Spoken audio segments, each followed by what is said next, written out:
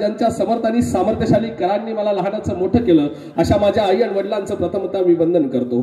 खरं म्हणजे जे खळांची व्यंकटी सांडो तया सत्कर व्रती वाढो भूता परस्परे जडो मैत्र जीवांची, ही शांतीची प्रार्थना पसायदानातून ज्यांनी केली असे संत श्रेष्ठ ज्ञानदेव महाराज। भले तरी देऊ काशेची लंगोटी नाठांच्या माती हनुकाठी, ही छात्र देजाची शिकवण देणारे संत श्रेष्ठ तुकाराम महाराज। नाचू कीर्तनाच्या रंगी ज्ञानदीप लावू जगी असं सांगून वारकरी संप्रदायाची पताका महाराष्ट्रातनं थेट पंजाबापर्यंत ज्यांनी नेऊन पोचवली असे संत श्रेष्ठ नामदेव महाराज। एकेकाळी आम्हाला दगडातला देव दिसत होता पण माणसातला माणूस दिसत नव्हता, पण ज्यांनी खऱ्या अर्थानं या बहुजन आणि दलित समाजाची दशा सुधारून त्यांना दिशा देण्याचं काम केलं ते महाराष्ट्राचे त्रिरत्न छत्रपती शाहू महाराज, महात्मा ज्योतिराव फुले आणि विश्वरत्न डॉक्टर बाबासाहेब आंबेडकर या सर्व महामानवांना मी दीपक रामनाथ देशमुख आपल्या टाळ्यांच्या गजरात मानाचा मुजरा करतो।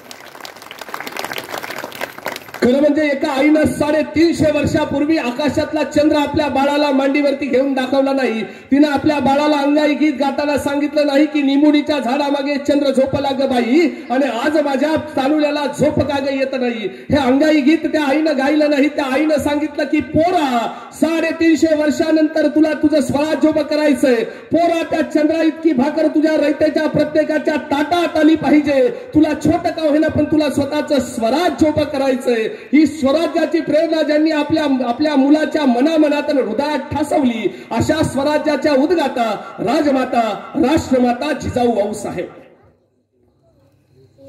पोरांनो मागच्या महिन्यामध्ये एक चित्रपट आला होता, त्या चित्रपटातला हिरो ना असा हात करायचा डावा खांदा खाली आणि म्हणायचा झुकेगा नाही साला।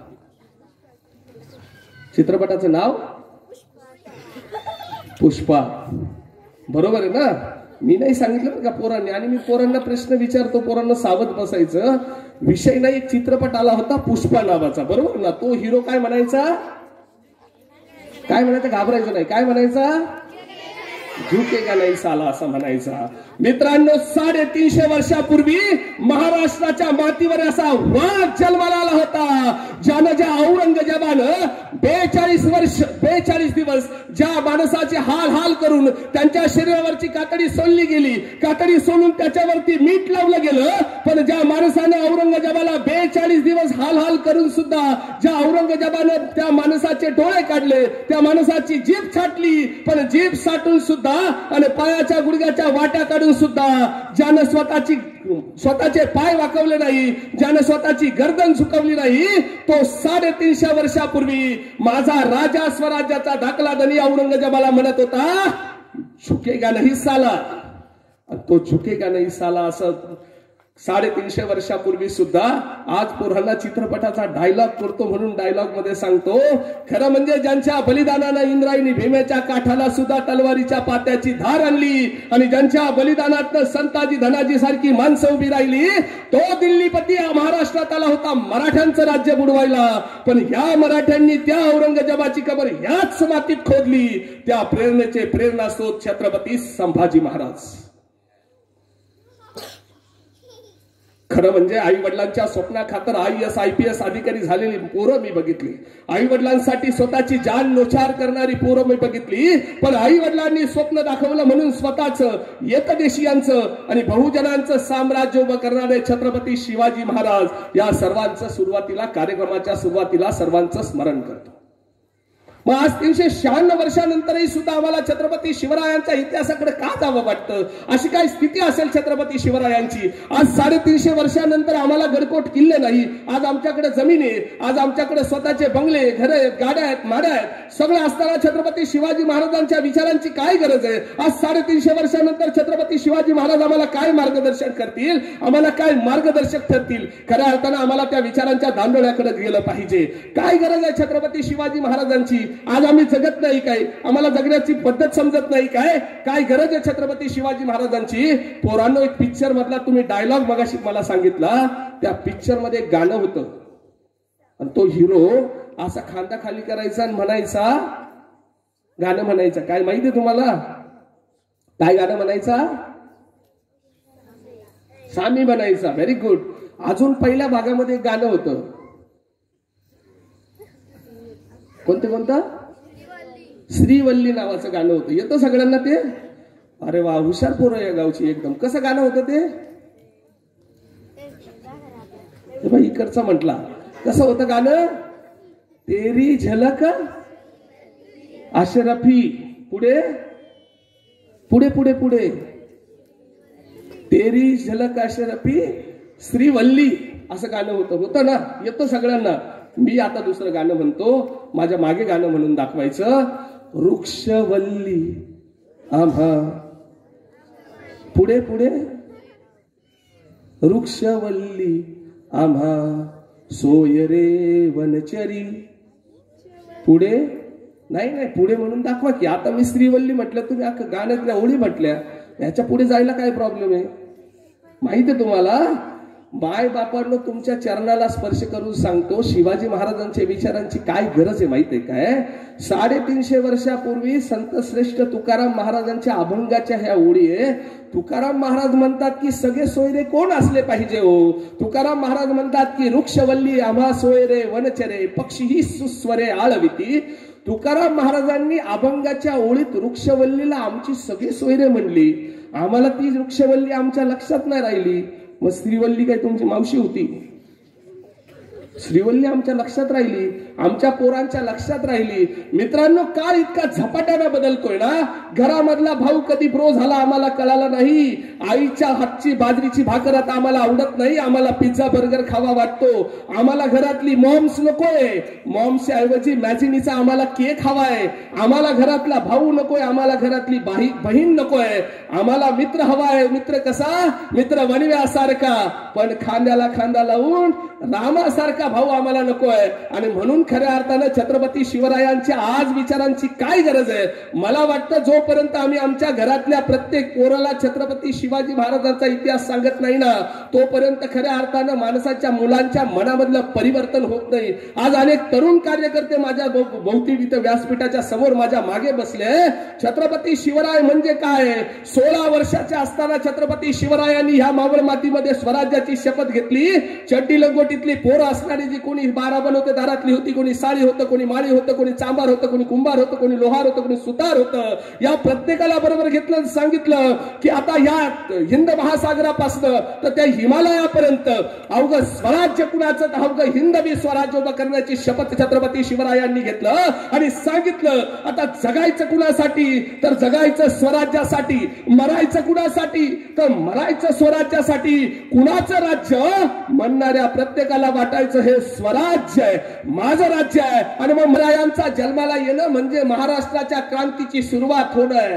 पण काळ बदलला नाही. कालपर्यंत रयत जशी नाडली जात होती तशी आजही नाडली जात होती. काल स्थिती होती तशी आजही स्थिती होती. आणि मग बाळराजांना, त्या शिवबाराजांना राजमाता जिजाऊ लहान असताना बाळराजांना मांडीवर घ्यायच्या आणि मांडीवर घेऊन राजमाता जिजाऊ शिवबाराजांना गोष्ट सांगायच्या. गोष्ट कधी असायची सुदामाची, गोष्ट कधी असायची श्रीकृष्णाची, गोष्ट कधी असायची महाभारतातल्या अर्जुनाची, गोष्ट कधी असायची रामायणातल्या राम आणि लक्ष्मणाची. आणि मग राजमाता जिजाऊंच्या सामने आमचे शिवाजी राजे जायचे. राजमाता जिजाऊंना म्हणायचे, आऊ साहेब, त्या रामासारखा भाऊ तर मला, मी तर लहान आहे, माझा संभाजी राजा आहे बंगळुरामध्ये. त्या संभाजी राजांच्या पाठीशी आऊ साहेब स्वराज्यासाठी मी उभा राहील. त्या संभाजी राजाने बंगळुरामध्ये स्वतःचं राज्य उभं करावं. हा शिवाजी त्या लक्ष्मणासारखा त्या संभाजी राजांच्या मागे उभा राहील. आमचे शिवाजी राजे आऊ साहेबांना सांगायचे की आऊ साहेब, तो कृष्ण महाभारतातला नीतिवान कर्तृत्ववान पुरुष होता. त्या श्रीकृष्णासारखी कूटनीती आऊ साहेब मी स्वतः शिकून घेईल. ज्या श्रीकृष्णानं गोवळ्यांच्या बरोबर राहून गायी चारल्या आणि गायी चारता चारता तिथल्या गोपाळांना गोपालकाळा करून त्या कालियाचा सुद्धा संहार केला आणि त्याच्या मामाचा सुद्धा संहार केला. या सगळ्यांचा संहार करणार राजमाता जिजाऊंना त्या शिवाजी राजे म्हणायचे की आऊ साहेब, मी सुद्धा त्या श्रीकृष्णासारखा होईल. आणि मग शिवाजी राजांनी मावळ मातीमधली एक एक माणसं बरोबर घ्यायला सुरुवात केली. माणसं बरोबर येत गेली, पोरं बरोबर येत गेली, स्वराज्याची बोट बांधायला सुरुवात केली. शिवरायांनी रायरेश्वरावरती शपथ घेतली, ठरवलं की आता जगायचं फक्त स्वराज्यासाठी, मरायचं फक्त स्वराज्यासाठी. एक एक मुलूक घ्यायला सुरुवात केली. रायरी आला, रायरीनंतर कोंढाणा आला. आणि जशी बातमी त्या बडी बेगम साहिबला पोचली. कोण बडी बेगम साहिबा? ही बडी बेगम साहिबा म्हणजे अली आदिल शहाची आई बर का. अली आदिल शाह म्हणजे आपण ज्याला मोहम्मद आदिल शाह म्हणतो, त्या मोहम्मद आदिल शाह वारला आणि त्या मोहम्मद आदिल शाहचा मुलगा अली राजगादीवर बसला. हा अली वयानं लहान होता म्हणून स्त्रिया काय कर्तृत्ववान असू शकतात. त्या बडी बेगम साहिबने आदिलशाहीची गादी ताब्यात घेतली आणि स्वतः आदिलशाहीचा कारभार चालवायला लागली बडी बेगम साहिबा. अली मात्र बादशाह आहे पण राज्यकारभार मात्र बडी बेगम साहिबा करते. आणि मग शिरवळच्या अमिनातर्फे बडी बेगम साहिबेपर्यंत बातमी पोहोचते आणि बडी बेगम साहिब एक नामी चाल चालते. शिवाजी महाराज का समजून घ्यायचे माहित आहे. शिवाजी महाराज जे काय करतात हे अली बडी बेगम साहिबच्या लक्षात येते आणि मग बडी बेगम साहिबा ठाण. इतिहासामध्ये 3 संभाजी राजांचा जन्म आहे बरं का, हे समजून घ्या. शिवाजी महाराजांच्या सख्या चुलत काकांचं नाव सुद्धा संभाजी महाराज होतं.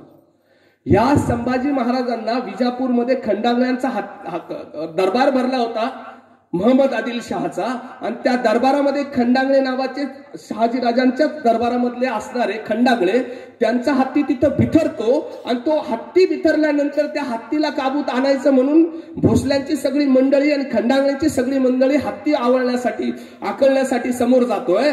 पण त्या हत्तीच्या सामने तितक्या ताकदीचा एक दुसरा शिव म्हणावा लागेल. तलवार उपसून उभा राहतो. नाव होतं दत्तोजीराव जाधव. हे दत्तोजी शमशेर घेऊन हातात उभे राहिले. आमचे संभाजी भोसले दत्तोजींना सांगताय की जाधवराव हत्तींना मारण्याची गरज नाही, आम्ही हत्ती आटोक्यात आणू. पण जसा एखाद्या वनामध्ये जर हत्ती चवताळला तर शियाला सहन नाही होत, तसा त्या रणामध्ये तो हत्ती चवताळला होता. दत्तोजीला सहन नाही झाला. दत्तोजी जाधवांची माणसं घेतली, हत्तीच्या सामने गेले. समोर चवताळत चिकचिक करत आलेल्या हत्तीच्या एका सब दिशी सोंड उडवली. हत्ती जमिनीला पडला. हे दत्तोजी जाधव म्हणजे राजमाता जिजाऊंचे सख्खे मोठे भाऊ होते. विचार करा कुणी कुणाला मारलं. सांगतोय मी तुम्हाला, इतिहास समजून घ्या. आम्हाला तो कळला नाही. शिवाजी महाराजांच्या सामने जो मी ज्यांचं नाव सांगतोय शिवाजी महाराजांचे सख्खे शहाजी राजांचे काका आहे चुलत. आणि हे संभाजीराजे जेव्हा दत्तोजींना मारलंय हत्तीला म्हणून संभाजीराजे दत्तोजीवर चाल करून जात आहे आणि चाल करता करता 2 वाघ एकमेकांना भिडावूनची गंमत व्हावी ना तसं तिथं पराक्रमाची शर्त झाली. संभाजीराजांनी दत्तोजी जाधवरावांना मारलं. दत्तोजी जाधव तिथं रणात पडले विजापूरच्या राजगादीच्या समोर महालाच्या. आणि ही बातमी लखोजी राजांपर्यंत जाते. मी मगाशी सांगितलेला अगोदरचा इतिहास आहे आणि लखोजी राजांच्या कानापर्यंत खबर जाते. लखोजी राजे टाकोटाक आपलं सैन्य घेऊन माघार येत आहे. समोर कोण लढताना दिसलंय माहिती आहे तुम्हाला? समोर लखोजी राजांचे सख्खे जावई लढत होते शहाजी राजे. मित्रांनो, आम्ही कोणाचा इतिहास समजून घेतोय? भाऊबंदकी आमच्यापासून नाही बरं का, भाऊबंदकी खूप दिवसापासून आहे. शहाजी राजे समोर लढताय, स्वतःच्या पोरीचं कुंकू आहे. आदिलशाह निजामशाह काय देत होता माहित नाही हो या माणसांना. अहो जावयावर तलवार चालवली लखोजी राजांनी. असं समजा शहाजी राजांच्या दंडाला वर्मी जखम लागली नाही ते महाराष्ट्राचा इतिहास बदलला असता. शहाजी राजे तिथं मूर्छित होऊन पडले आणि लखोजी राजांना समोर लढताना दिसला संभाजी भोसले. लखोजी राजे म्हणून तुम्हाला पराक्रम सांगितला. 2 झपाट्यात संभाजी राजांना मारलं लखोजी राजांनी. कोण मेलं होतं? आदिलशहाचा सरदार मेला होता काय? समजून घ्या, विचार करा डोक्यानं. शिवाजी महाराजांचा इतिहास आजपासून तरी नीट समजून घ्या. मेला कोण होता माहित आहे? एक बाजूला जिजाऊ मातांचा सख्खा धीर आणि दुसऱ्या बाजूला सख्खा भाऊ होता. कोणासाठी रडायचं हो? आदिलशहासाठी? कुणासाठी? आपलीच माणसं मारली जात होती. शिवाजी महाराजांच्या स्वराज्यात काय केलंय माहिती राजांनी? राजांनी आपल्या माणसांना, शिवाजी राजांपासून आम्हाला आमच्या कुळाला लागलेला बट्टा सांगतोय, आमची माणसं आमच्या बरोबर येत नाही बरं का. शिवाजी राजांच्या बरोबर सुद्धा भोसल्यांच्या कुळातली कमी माणसं होती.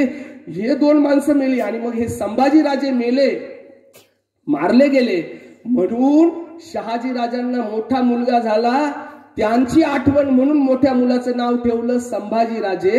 हे संभाजीराजे शहाजीराजे बंगरोळला गेले तेव्हा शिवाजी राजांच्या बरोबर होते बंगरोळाला. आणि ठरलं असं होतं की तिकडे सुद्धा एक स्वराज्य उभं करायचं, इकडेही शिवाजी राजांनी स्वराज्य उभं करायचं. पण आपल्याला माहित आहे की पुढे जो अफजल खान प्रसंग आपल्या सगळ्यांना माहित आहे. त्या अफजल खानानं दगा करून ह्या संभाजी महाराजांना मारलं आणि ते संभाजी मेले. म्हणून शिवाजी महाराजांना जो थोरला पुत्र झाला त्या पुत्राचं नाव आणि आपण ज्यांना स्वराज्याचे धाकले धनी म्हणतो सर्जा छत्रपती संभाजी महाराज, हे 3रे संभाजी महाराज. आणि अशा संभाजी महाराजांपर्यंत, अशा संभाजी महाराजांना चाल करून गेला फर्राद खान. आदिलशाहीने त्या बडी बेगम साहेबांना अशी नामी चाल आणि बाप काही देते. काय करावं? शिवाजी राजांच्या समोर संकट कधीपासून सुरुवात झाले. एक बाजूला स्वराज्य वाचवावं तर बाप जातोय हातातनं, आणि बाप वाचवावं तर ज्याच्यासाठी स्वराज्याची शपथ घेतली. ज्या पोरांनी तुम्ही विचार करा, समजून घ्या मित्र, मी मगाशी सुरुवातीला म्हटलं मित्र वणव्यामध्ये गारव्यासारखा, आणि मित्र तो आपल्या बरोबर आले. ज्या मित्रांना मी शपथ घेतली बाबांनो आपण स्वराज्य उभं करणार आहे, त्या मित्रांच्या स्वप्नाचं स्वराज्य बुडणार आहे. एक बाजूनं बाप आहे आणि एक बाजूनं स्वराज्य. आणि मग काय केलं शिवाजी महाराजांनी? या शिवाजी महाराजांवर फतेखान चाल करून आला, आणि फतेखानानं त्या ठिकाणचा एक सुभान मंगळ नावाचा किल्ला बाबाजी नावाच्या सरदाराकडनं त्याला तो जिंकला, आणि त्यानं एक शिरवळ नावाच्या ठिकाणी बेलसर नावाच्या ठिकाणी त्या बेलसरला त्यानं स्वतःची ती छावणी टाकली, आणि बेलसरला फतेखान मात्र मस्त बसलाय. आणि हा फतेखान 5000ची फौज घेऊन आलाय. फतेखान विचार करतोय की आता उद्या शिवाजी राजांवर जाऊ चाल करून, आणि शिवाजी महाराजांचं हे म्हणे शहाजीचा कोण पोर, आणि शहाजीचं नादान पोरानं म्हणे स्वराज्य उभं केलंय. त्या शहाजी राजांनी सुद्धा स्वराज्य उभं करण्याचा प्रयत्न केला होता, त्याच्या पोरानं सुद्धा आता प्रयत्न केलाय, त्या पोराला आता धरू पकडू आणि मारू असा विचार करणारा फतेखान विचार करतो. रात्री बसलाय आणि म्हणे आता सकाळी मस्तपैकी छानपैकी ठरलंय सगळं करू, उद्या जाऊ शिवाजी राजांवर, उद्या जायचंय ना, चलो फिर पार्टी का दिन है. पार्टी करते, अलीकडे लय फॅड आलं त्याचं, पार्टी करते.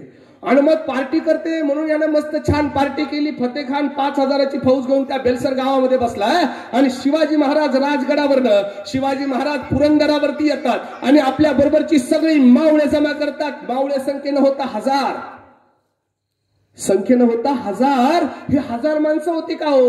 ह्या 1000 माणसामध्ये होता वीर तानाजी मालुसरे, सुभेदार तानाजी मालुसरे. या मावळ्यांमध्ये होता येसाजी कंक. या 1000 माणसं होती म्हणायला, पण संख्येनं एक असा होता की 100ला भारी पडेल अशी 1000 माणसं शिवाजी राजांनी पुरंदरावर जमा केली. आणि ठरलं आता फतेखान मस्तपैकी पार्टी करून आईश करून मस्त बेलसरच्या त्या छावणीमध्ये बसलाय. आणि शिवाजी महाराजांचे गनिमा तंत्र समजून घ्या, कुठलंही शस्त्र नसताना सुद्धा शिवाजी महाराजांनी 5000 सैन्याचा बिमोड कसा केला. असे शिवाजी महाराज रात्रीत पुरंदरावरनं खाली उतरले. 1000 माणसं बरोबर आहे, आणि 1000 माणसाचे शिवाजी राजांनी 4 तुकडे केली. 250ची तुकडी करतात. बघता बघता शिवाजी राजे त्या बेलसरच्या गावाच्या दृष्टीने त्या गावाकडे जायला सुरुवात करतात. 250च्या 4 तुकड्या त्या गावाच्या अवतीभोवती पसरतात. 4 बाजूला शिवाजी राजांची 250 माणसं गावाच्या 4 बाजूला जात आहेत. 250 माणसं 250 उजवीकडे, 250 डावीकडे, 250 त्या फतेखानाच्या सामने समोर आहे, आणि 250 मागावर आहे. 250 माणसांच्या बरोबर एक 50 माणसांची झेंड्याची एक तुकडी आहे. आणि झेंड्याच्या तुकडीचं काम काय? झेंड्याच्या तुकडीचं काम आहे जेव्हा आक्रमण केलं जाईल, आक्रमणाची दिशा ठरवण्यासाठी झेंडा हल्ला जाईल, आणि झेंडा जसा हलेल तशी आक्रमणाची दिशा बदलेल. आणि 250 माणसांच्या बरोबर हे झेंड्याची तुकडी एक बाजूला कर्ण वाजायला सुरुवात होतात. 250ची तुकडी फतेखानाच्या सैन्यावरती धडधडा चाल करून येते. अरे शमशेर मेळात निघाली होती, जी शमशेर कालपर्यंत आदिलशाही निजामशाहीसाठी निघाली होती, ती शमशेर आता माझ्या राज्यासाठी निघाली होती. ती शमशेर आता स्वराज्यासाठी निघाली होती. शमशेर समोर येईल त्याला छाटत होती. बघता बघता फतेखानाचं सैन्य सावध होतंय, शमशेर घेऊन बाहेर येतंय. तोपर्यंत फेर सांगायला आला, हुजूर मराठे भाग घे. आणि फतेखान सामने झोपलेला स्वतःची पगडी सांभाळतोय, तलवार शोधतोय, आणि तलवार घेऊन त्या छामियाच्या बाहेर येतो. त्याला निरोप देणारा म्हणतो, हुजूर मराठे आ गए, ते भाग गए. तो म्हणतो है मराठे दे, इतना सारा देख के भाग गए होगे. अरे पळतील ते मराठे नसतात, पाठीला पाय लावून शत्रूला पळायला जे लावतात ना त्याचं नाव मराठा. आणि मग बघता बघता हा फतेखान तिकडे छावणीमध्ये तो म्हणतोय की अरे क्यों बिना मतलब का परेशान करते हो, अच्छी नींद आ गई थी, बिना मतलब की परेशान मत करो. हा फतेखान स्वतःची शमशेर तलवार घेतली पुन्हा झोपायला गेला.